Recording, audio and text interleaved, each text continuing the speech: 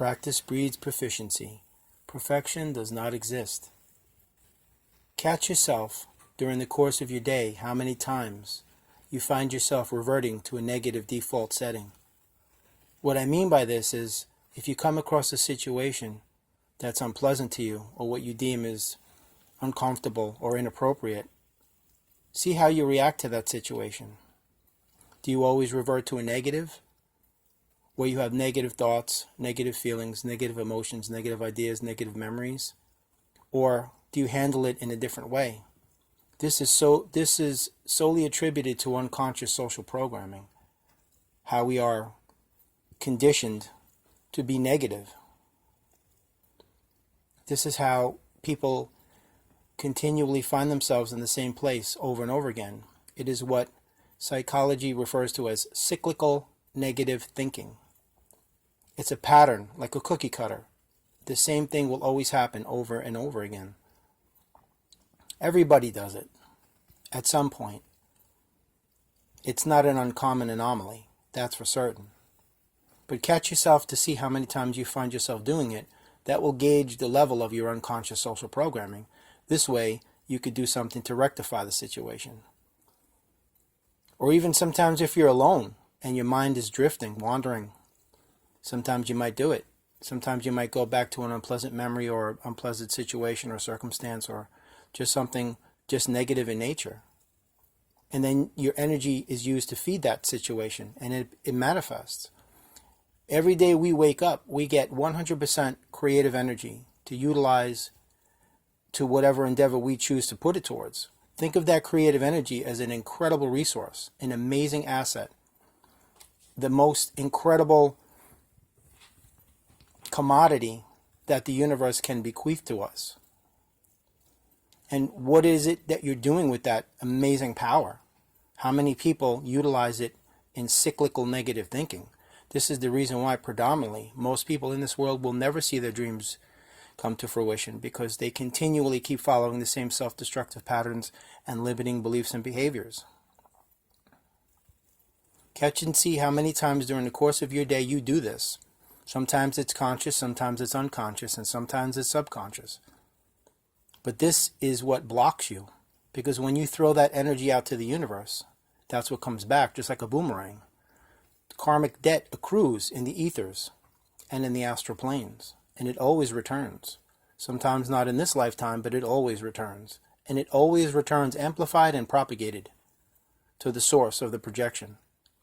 So catch and see yourself how many times you do it. This way, you could start building a better life for yourself by building a better you, a better version of your former self. Sometimes it's very subtle. You don't even notice it. But that's how social programming works. It's embedded in the subconscious levels of your physical mind.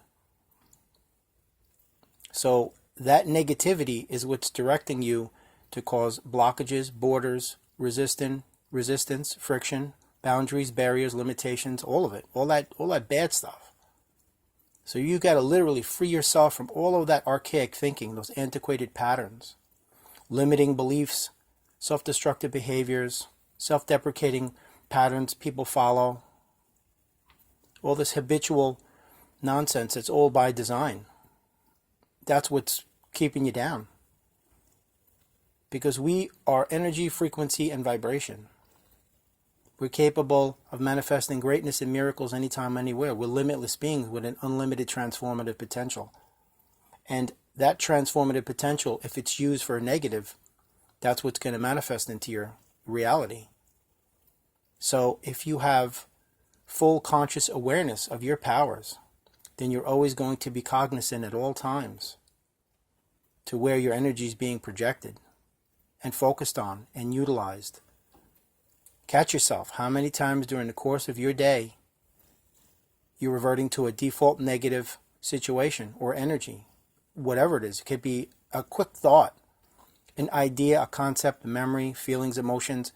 Monitor your feelings, because they are the prime indicator as to which types of energies you are projecting to the universe, and inevitably and eventually those energies shall be returned to the source of projection.